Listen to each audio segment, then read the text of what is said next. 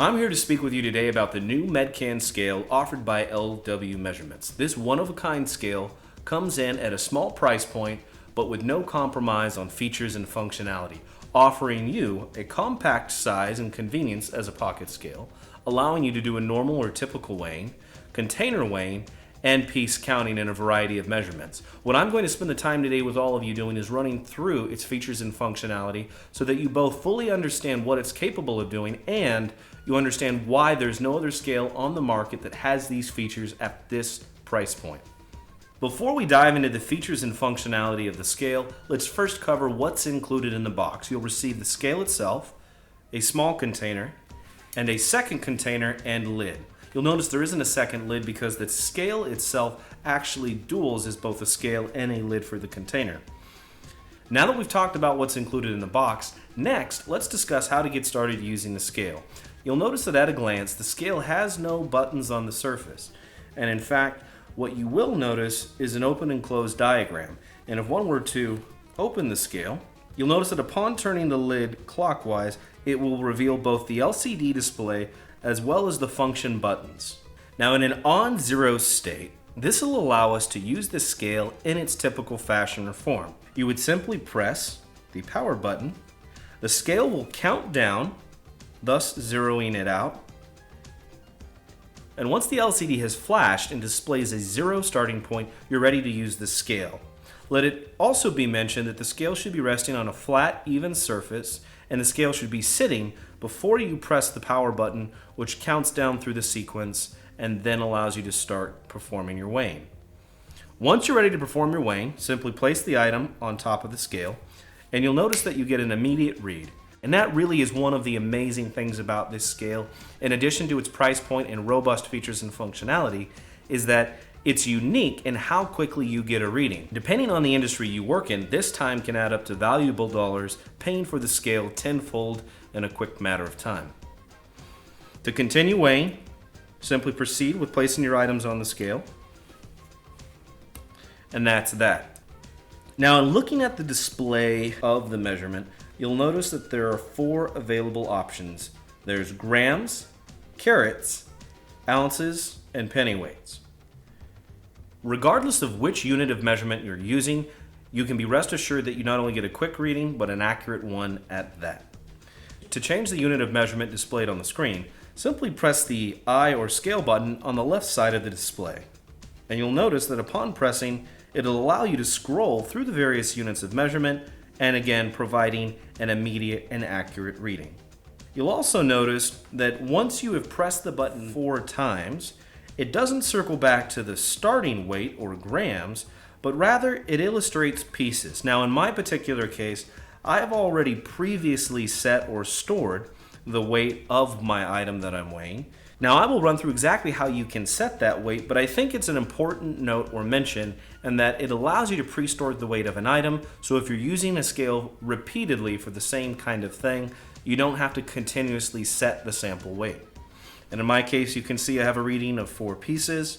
I remove one, and again, an accurate reading of how much is there. Now in this first demonstration, I've simply been using the surface of the scale to weigh my items on. But as we've also included these containers, that can be used as well. In order to do so, you'll need to first zero out the scale by placing the container on top and hitting the power button once more. What this tells the scale is to zero out anything that may be currently on top of its surface. It doesn't have to run through the same countdown as it did when it first powered on, because in that case, it was simply confirming that we wanted to use the scale in its typical weighing fashion, meaning the surface of the scale itself. At this point, I can now proceed by adding my items and once more get an accurate and immediate reading of how much is in there. I scroll through the units of measurement, confirm that I have 4 pieces here. That's given me the faith and credibility that the scale is providing an accurate reading. So I can just grab a handful of these nifty little gummy bears, place them in the container, and an immediate reading of 16 pieces. We have 2, 4, 6, 8, 10, 12, 14, and 16 gummy bears with the king, of course, being on top. Now that, my friends, is a quick down and dirty run through of how the standard or typical weighing functionality works. Now to change from one weighing mode to another, simply press the power button and hold it, and in so doing the screen will turn off, thus turning off the unit. An even easier means of doing so would simply be to close the case, reopen it, and you'll see that it starts or resets at the on 0 function. Now to change functions, you will press the scale or the I button to see the other functions that are available. Next we have on 1, followed by on 2. The on 1 mode is used to set or pre-store the empty weight or dry weight of your container being used. Now, as I mentioned earlier, we have 2 containers that are included with the scale. Doesn't matter which one you use, the process is the same for either. Select the unit, place the scale on top, and then press the power button while it's resting on a flat, even surface. It zeroes out. I'm now going to turn the scale upside down. Once it's beeped, I confirm I got the weight, and then I can save this storage weight by pressing the power button. Once it's saved, I can power the unit back on, press the scale button till it gets to the on 2 mode, set the scale on a flat, even surface, and press the power button once more. Now that it's zeroed out, I can actually begin using the scale and its container functionality.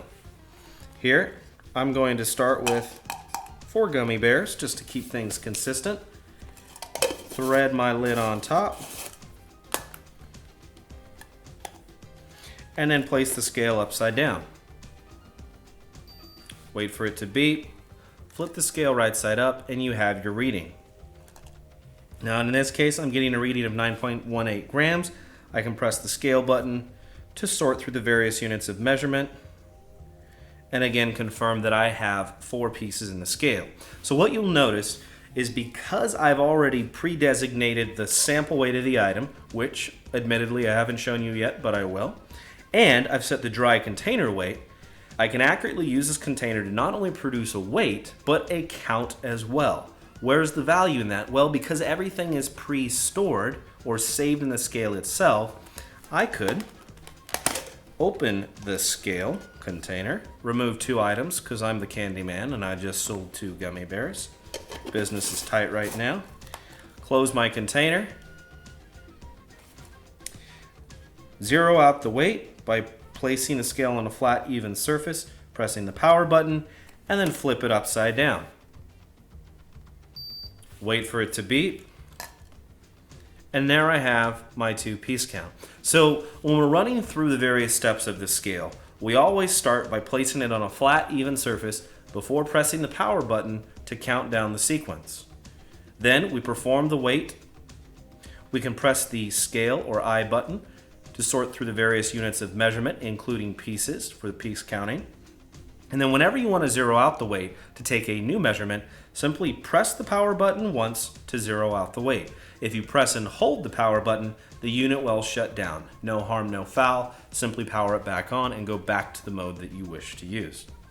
Now the last thing I owe you folks today is producing a sample weight for the piece counting. Now, you can do this a variety of ways. Honestly, my preference is to use the container because I have a controlled environment to gather my sample size. Now, because I've already set my dry container weight or empty weight, I can simply add the number of pieces I want to include in the sample weight. Keep in mind the minimum that must be included is 10. 10, 20, 50, and 100 are the increments that are standard and allowed. Now, when might you use 100 over 10? Well, if you're using an item in which there might be a huge variance of the weight due to manufacturing, or the weight of the item is so small and small variances can add up to a significant sum based on the total of the items included, well, the larger the sample size provided, the more accurate the reading. So if you're not satisfied with the piece counting reading that you're getting, chances are you're not providing a large enough sample size to store in the scale. In my particular case, I've found that a sample size of 10 for gummy bears is more than sufficient. So I've got my 2 to start, 4, 6, 8, and 10.